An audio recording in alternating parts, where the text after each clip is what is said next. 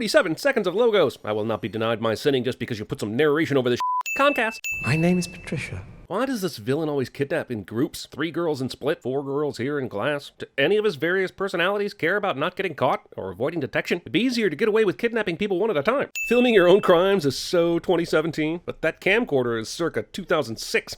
Even street thugs would be too embarrassed to be seen using tech that ancient. Did you leave the door open, T? I closed it. I know these guys are dumbasses, but isn't the term "I locked it"? See, you know how to close the door, you just don't know how to lock the door. And that's really the most important part of the door thing, the locking. Anybody can just close them. We about to Salt Bay your ass. Salt Bay, the meme with the swanky chef doing salt sprinkles on his food. You're gonna do that to a potential intruder?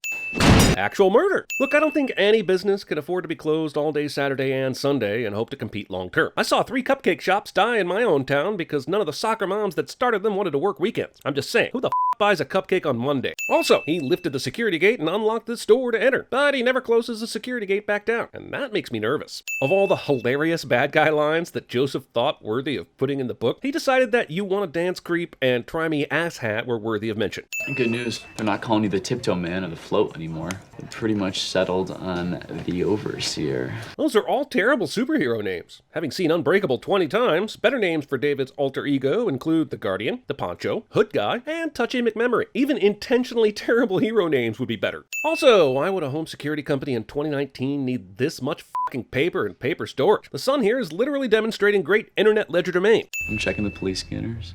They're looking for you pretty aggressively. Be real careful. Like maybe don't wear the dark green plastic rain hoodie you're known for.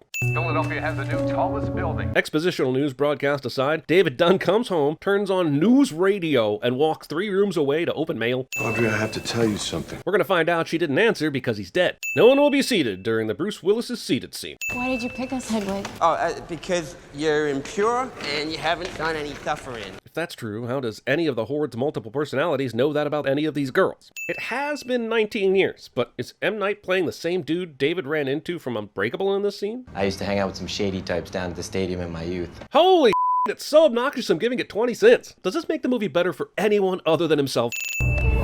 That is one fortuitous bump. I mean, his kid said, I think he's somewhere here, Dad, in the factory area. and he bumps into the bad guy on the first trip out to the factory area? For some reason, the movie tries to make it seem like this could be the Beast, even though we know that the Beast's movements are nothing like this. But if you wanted to make this suspenseful, it would have been nice to see the Beast entering the factory instead of harassing homeless dudes in the previous scene. The Beast is so supernatural that even when he throws tables, it looks fake as shit. The f***? It's nighttime. It was just daylight outside.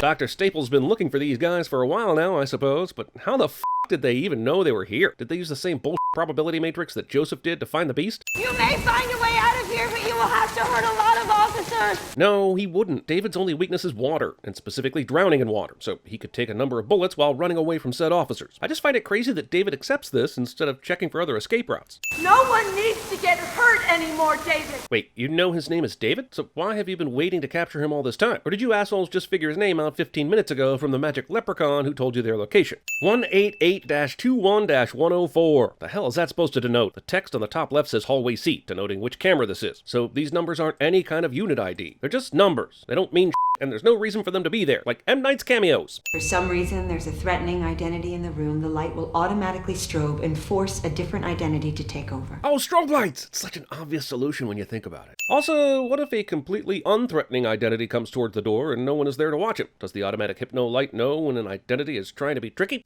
I've been given 3 days to treat you by whatever means necessary. That sounds arbitrary. As I watch everyone talking about her behind her back, I'm left to wonder who the f*** made her go back to public school so soon after her ordeal. That person is a big old meanie. Casey walks down this hallway and starts making a right turn before the principal, who has news about Kevin, finally flags her down to tell her about it. Did the principal just expect Casey to be walking down the hall at this moment? And why didn't she try to call her on the intercom before this? It's a little too close to the light. Do you think you could pick it up for me? This guy falls for this. Also, I understand that Dr. Staple couldn't tell these psych ward workers that the new patients have special abilities, but giving them some ground rules so they wouldn't get fooled would have been helpful. And the entire movie relies on this hospital's ill-equipped staff to drive the plot. You can call me Norma.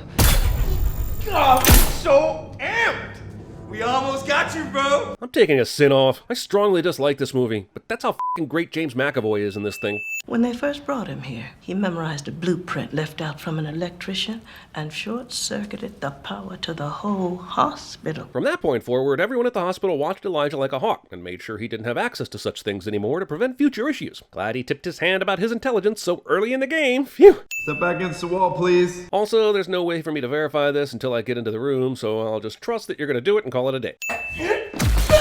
Seems like this guy has a few smarter personalities that would know not to run toward the light and try a calmer approach. But we'll never see the Horde try this once in the entire movie. Where is he? Patricia plays the pronoun game so that Staple has to ask who the hell he is. Can I ask you about your mother, Joseph? She passed away from acute lymphoblastic leukemia 5 years ago. Holy f***. They didn't just write her out of the story, they gave her atomic cancer and killed her ass. Honestly, Basic Divorce would have made a lot more sense, especially given the first movie. Oh look, it's deleted footage from Unbreakable that M. Night is putting in this movie. You can tell because you can actually see Bruce Willis caring about his job in this shot. What the f*** is a school bus doing here? He doing field trips to the psych hospital now? Despite initially rejecting Casey's request to speak to them, and despite that initial rejection being correct, and based on all sound reason and moral righteousness, she still lets this girl talk to the prisoner guy with 24 personalities who tried to kill her recently. She gets up suddenly and touches him! And not only does the doctor lady not do anything but stand up, the strobes don't go off. This movie only wants to make you think they care about safety. Kevin? Remember when you had to say Kevin Wendell Crumb to get Kevin to snap out of all his personalities? Yeah, me neither. But that's a fun idea I just had on my own, not based on a rule stated by a previous movie. The power of true, loving, physical affection. It's like something supernatural. Legit one of the stupidest lines of dialogue ever. That includes all the love shit at the end of Interstellar, and all the lines Mark Wahlberg uttered in The Happening. Out of respect for your cognitive abilities, I have installed cameras on every floor. Never mind that you've been here for 19 years, we're going to do the exact thing that plays into your grand scheme that you couldn't possibly have known would happen, especially after you cut the power to the entire building and they still didn't amp up the security. This is literally here to serve as a flashy discount foreshadowing moment, and to maybe tip off a few viewers on what's about to go down. That's it. And look, I know sins aren't usually this long, and I'm already being a little self-indulgent by carrying on here, but his entire plan that unfolds at the end depends on there being cameras that capture everything, which he only knows about because she tells him right here. And listen, not Marsha Clark has no reason to overshare here from any kind of logical standpoint. We're going to conduct the procedure in 3 days. Hey, that's exactly the amount of time Staple has to convince Kevin and David of their delusions before the state gets a hold of them. That's also goddamn convenient for Elijah's plan. These kids are way too excited about this dude's weightlifting abilities. It's almost like they know this will make Joseph feel bad. Hey, my man. How'd you get out of your room? You must have left the door ajar. And the movie literally never explains this any further, and it's infuriating. How can someone even leave a door ajar in this place without a sensor, a person, or a camera noticing it immediately? Like, does that seem like a door you could even possibly leave ajar? Also, why don't they check the 100 security cameras and find out how he's doing it so that he doesn't do it again? Again with the school buses? I'm starting to think this is a school, and you filmed here mostly during off days, but the exterior shots were done during the school year. The only other explanation is that there is literally a school next door, and they share a parking lot with the criminal psychiatric facility. I am here to discuss the possibility that you are mistaken. And that my shirt matches this room merely out of coincidence rather than design. She said, I have one job to do, keep Kevin out of the light. So, I'm sorry, you won't see him anymore. Yeah, but why can't she just say Kevin Wendell Crumb again and have it happen? Are you saying that he has control over it because the other personalities don't want him to come out, even when someone says the magic name? Let's bring on all the darkness! Unbreakable suggested David nearly drowned. This movie shows you he was nearly drowned by bullies on purpose, and that's a whole other thing. What does the intuition feel like? Vision, a moment, a sin. Does it feel like a joke sometimes? Because sometimes sins feel like jokes. Sometimes they aren't even sins at all. Have you ever seen Very Good Magicians, David? She goes on to basically explain away David's own experiences as a super strong person as the work of some kind of warped version of that crossing over guy. Is it possible that you saw something on the news, then saw an adult acting like a child? Dr. Staple does present a great case for David not having any super abilities and simply having an amazing intuition. The problem is this would undermine everything on Unbreakable and a whole slew of other criminals he's caught that weren't in the news and didn't have any telltale markers of being bad guys. And David doesn't think about this at all. If superheroes exist, why are there only 3 of you? Mr. Glass is definitely not a hero. Yes, Elijah is smart, but superhero? Then there's the nature of the Horde, and Kevin is arguably the only personality inside there that is good, so heroes out the window again. With the man in the cape and the blue tights on the cover. Booyah! Here we are. Anyone that has ever cared about comic books fucking hates this guy, because this guy is a creation of an out-of-touch writer and or an out-of-touch studio boss. What are you doing back there? You're not one of those Hello Kitty pervs. Nice callback to Unbreakable, but what the hell is Joseph doing that would cause you to say this out loud in the middle of the store? He's just sitting back here minding his own business. It's not even closing time. Also, assuming people that like Hello Kitty are pervs? You dude, Hello Kitty is awesome! Joseph picks up a random villain comic book that asks who are his parents, and decides that's the big clue that he needs to figure out whatever he's been trying to figure out. He's right, but how many of these comic books about villains don't explore their parentage? He copies the full text, and then, instead of pasting anything, he just types Clarence W. Crumb into a search bar, and that is bad computering. This revelation Joseph has about Kevin's dad is not nearly as satisfying as it might have been had Split not gone through the trouble of showing Kevin at the train station before turning into the Beast, basically informing us that his dad was on the Unbreakable train. It's weird how none of the hundreds of cameras they install here have any kind of motion tracking ability or notify staff when there's a prisoner out of his cell. Also, did Elijah take the warning about the cameras as more of this facility's bullshit? Because he's extremely cavalier about leaving his room after learning this fact, despite his belief that no one is currently watching him. This movie makes way too big a deal out of Kevin Wendell Crumb's dad dying on the train crash Mr. Glass caused back at Unbreakable. I mean, surprising? Maybe. Shocking? Okay. I literally have to throw the shit I'm holding to the ground because of the alarm of the moment? You. Wow, that's amazing. But how did you hollow out your wheelchair's right arm to be a pill holder with separators? Or are you saying this place just let you bring your own previous goddamn wheelchair in here and they didn't discover that secret compartment? First name Mr., last name Glass. Come on, Elijah. The lyric is last name ever, first name greatest. And you know what? Like a debilitating bone disease, Drake ain't nothing to play with. On the one hand, anyone's kid can slip away for a moment. On the other hand, bad mom alert. The stuffed animals fall to the floor of this ride car, but then don't topple out onto the track, because this movie is interested only in symbolism and actively hates realism. This guard here, he hasn't done anything more to Glass than any of the doctors and but it's Glass's breakout night, so dead. And this might not matter if the movie didn't ultimately end on a note trying to redeem Mr. Glass as some sort of literal Elijah prophet to usher in a new age of superheroes. Took a bitch-ass long time to find the right piece. Wait a minute. Glass.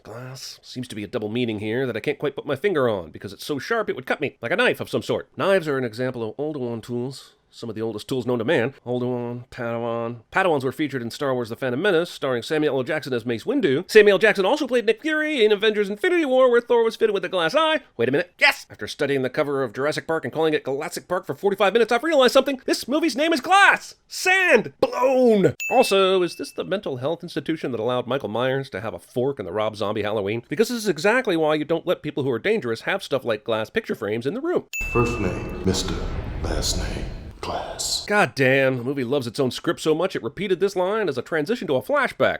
Everybody's gonna tell you that I got a big mouth, though. I spoiled the end of movies.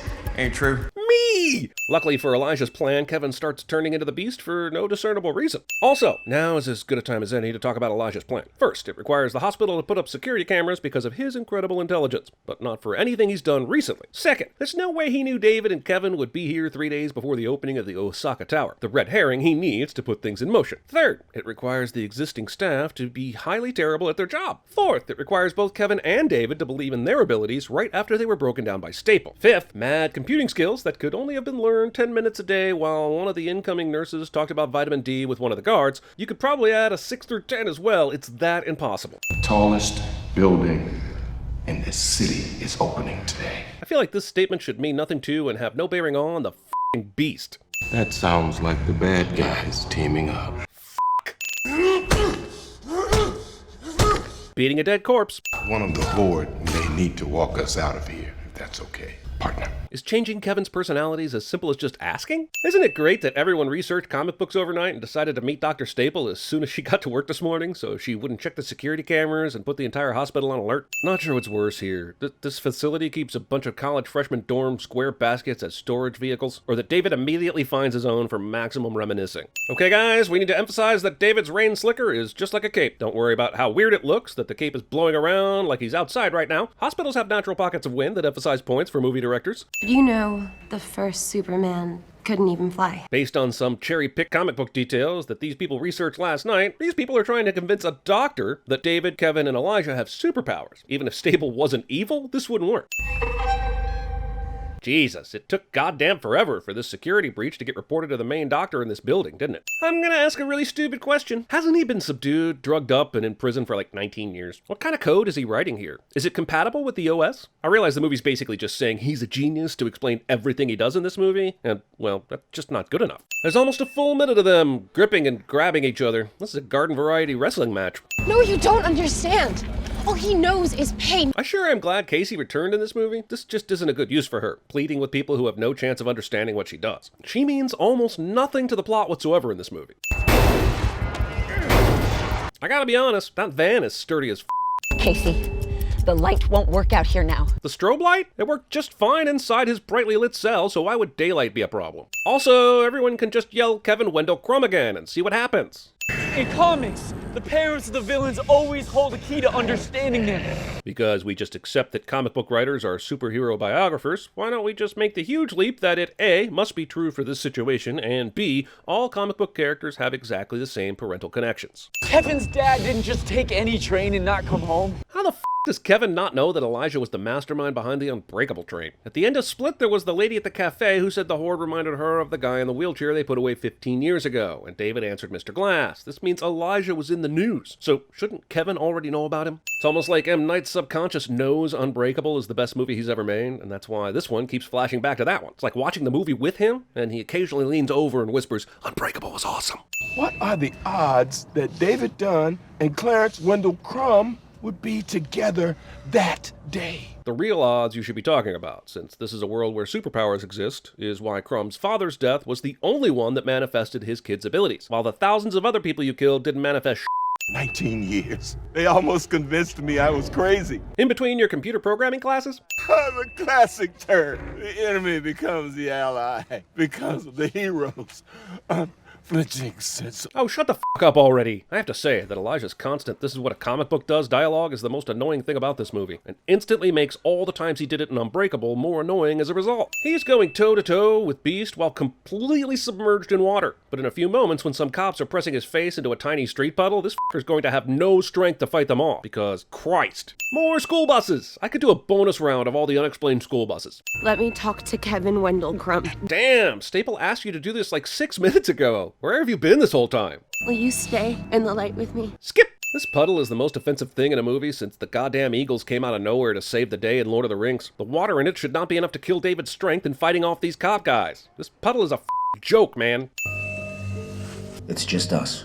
So David touches Staples' hand and he sees this. What does this tell him? Pretty much nothing. Since when does David get visions with this kind of incomplete storytelling? Mr. Glass's ultimate plan was to have some massive showdown get filmed by security cams and broadcast to the internet. A showdown between specials and the SWAT squad, so that all the specials at home living quiet secret lives would be emboldened to come forward and be themselves in public. But it does not require Glass, Dunn, and Split Guy to die. They all do die, but I bet this spectacle could have gotten worldwide attention without that happening. I wasn't a mistake, Mama. No, you were spectacular.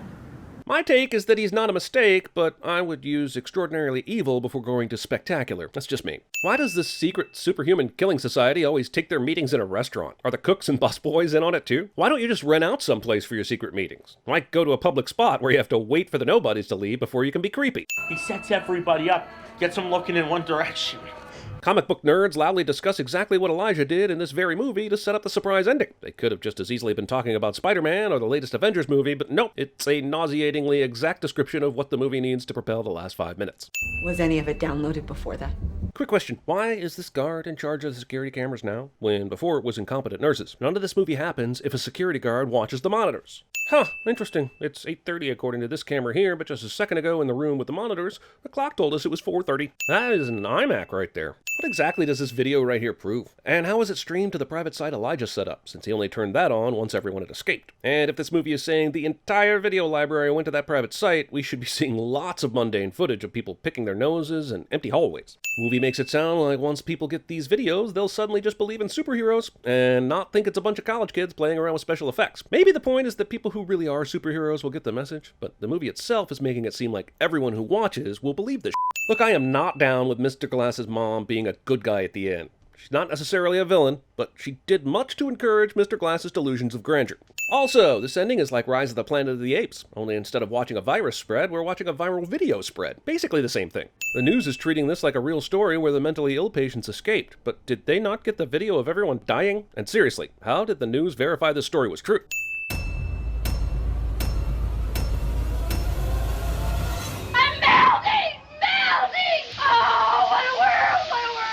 Mr. Anderson, welcome back. We missed you.